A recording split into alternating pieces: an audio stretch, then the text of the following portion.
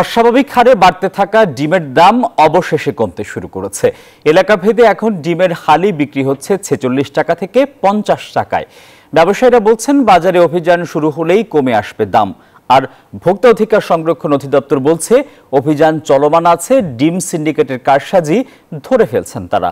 চট্টগ্রাম থেকে নয়ন বড়ুয়া জয়, সাভার থেকে নাজমুল হুদার সহায়তায় কুষ্টিয়া থেকে জাহিদুজ্জামানের প্রতিবেদন। ঈদুল আজহার মধ্য থেকে বাজারে বাড়তে শুরু করে ডিমের দাম। প্রতি হালির দাম গিয়ে ঠেকেছিল 55 থেকে 60 টাকা পর্যন্ত। প্রতিদিনই দাম বাড়তে থাকায় চরম বেকায়দায় পড়ে নিম্ন আয়ের মানুষ। তবে গত দুদিনে নেমে এসেছে দাম। প্রতি হালি বিক্রি হচ্ছে 46 থেকে 50 টাকায়। মাছ মাংস নাগালের বাইরে থাকায় ডিম যাদের পুষ্টির প্রধান যোগান, তারা বলছেন দাম আরও কমা দরকার। আমরা সাধারণ মানুষ, আমাদের মাছের বাজারে যাওয়ার মতো ক্ষমতা নাই। যাই মাসে হয়তো একবার। আমাদের কিন্তু টার্গেট থাকে ডিম। পরিবারের বাচ্চা কাচ্চা আছে, ডিম খাওয়ায়।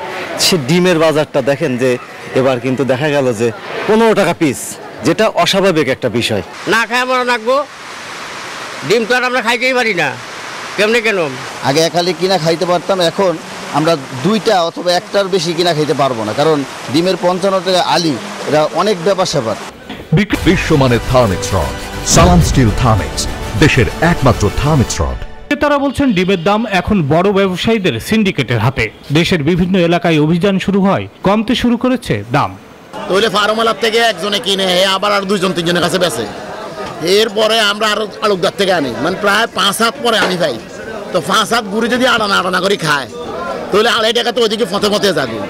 তো তারপরে না আমরা ডিম পাই। হঠাৎ করে এরা আড়ত দ্বারা বড় বড় আড়ত দ্বারা জানে।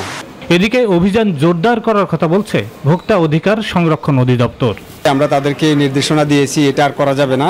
ক্রয় ভাউচার এবং বিক্রয় ভাউচার যথাযথভাবে সংরক্ষণ করা লাগবে এবং ওনার মূল্য তালিকা যেন যথাযথ থাকে।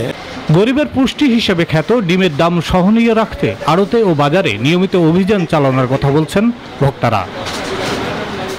জাহিদুজ্জামান, নিউজ 24।